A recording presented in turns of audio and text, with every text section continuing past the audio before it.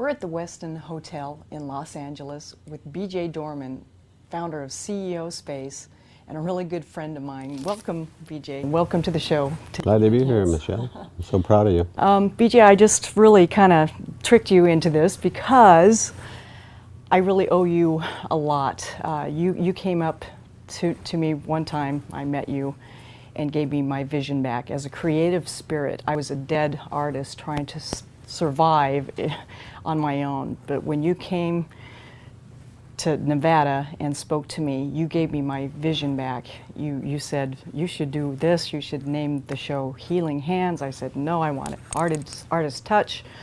And it didn't make sense, but what I want to talk about is how you inspired and touched creatively into my heart that created this show that has gone on to be international.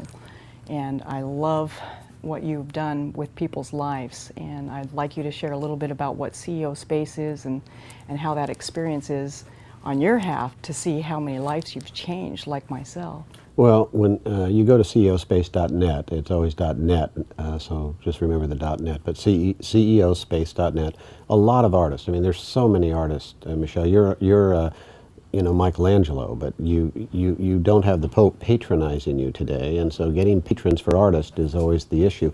Artists, once they get the business mechanisms, the 7 basic business principles, can do anything. And we have, so many digital photographers are making millions. We have, these successful, wonderful adventures in art where I think the new renaissance of the arts is coming. And every artist out there, and there's lots of people that don't do their art. I always say, when you get a boat, you don't think of making money all the time in the boat. You may lose a little money in the boat. I always say, if you didn't put some money out and actually go on the water, and you got to the end of your life and you never were on the water and you never owned a boat, you kind of miss something in your life, not having had a boat and some water experience.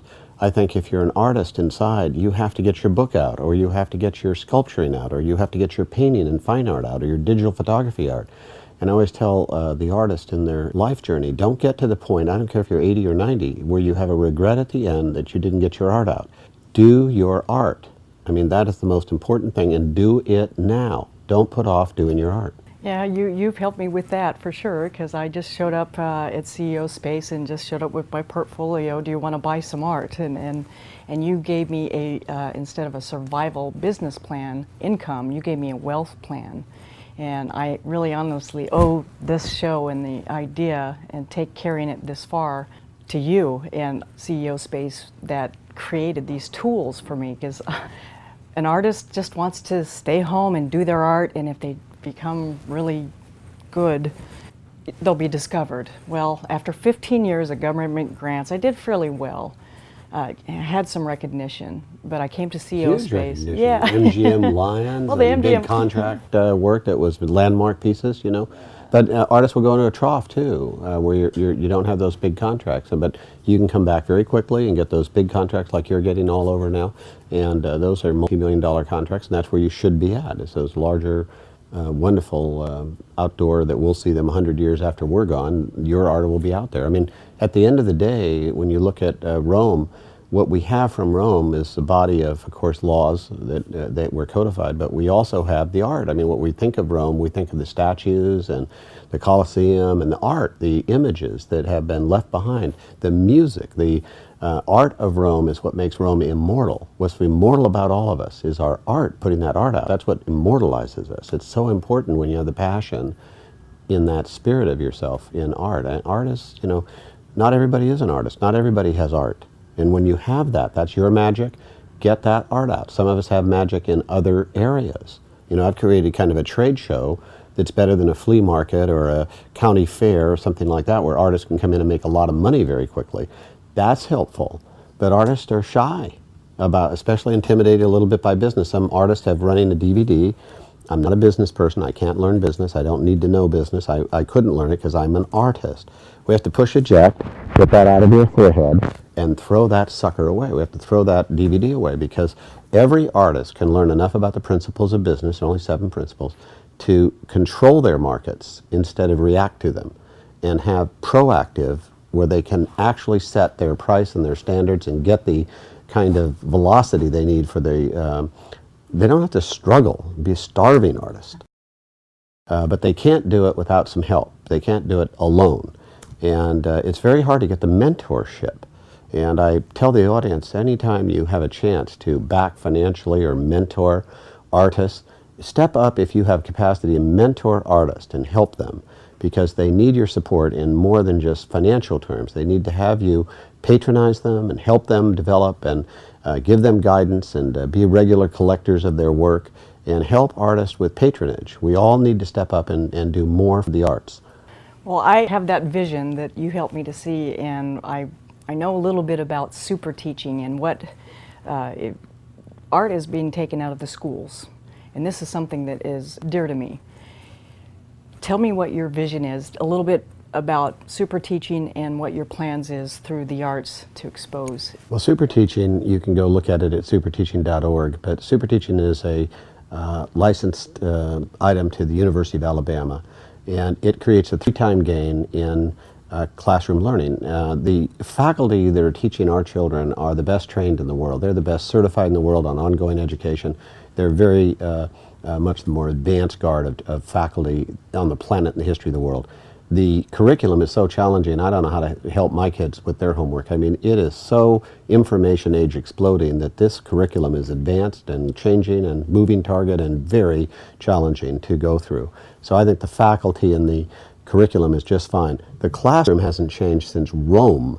And the problem is these kids are more artistic by their multimedia, their multi-games that they're playing. They're pushing interactive, even storybooks at 3. They're on the internet by 4 or 5. And they have games that they're playing after that. And then movies, of course, are a tremendous influence from any of them that we watch with our children up. That's a massive multimedia. And it reconditions their brains. Their actual synapse paths are changed. If you go to superteaching.org, you'll see there's new brains, a brand new synapse path. They don't learn the same way. They take cues differently. Their cue structure is entirely differently. We call them millennials. Now, those brains, those new brains, have to have a different type of classroom design. We haven't changed that classroom since Rome. So with a 3-screen, multi-image, making the theater of education operate behind the live teacher, and it's surprisingly inexpensive, we can trigger more posting in both cortex areas. Now, when this is applied for the arts, we can, at a lower cost than in the past, have art programs stay in school instead of go away from school. Also, the arts are interactive in a way that creates synapse growth.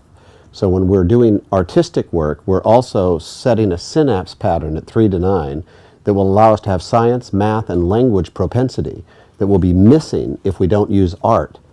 And so we need music and we need artistic endeavor.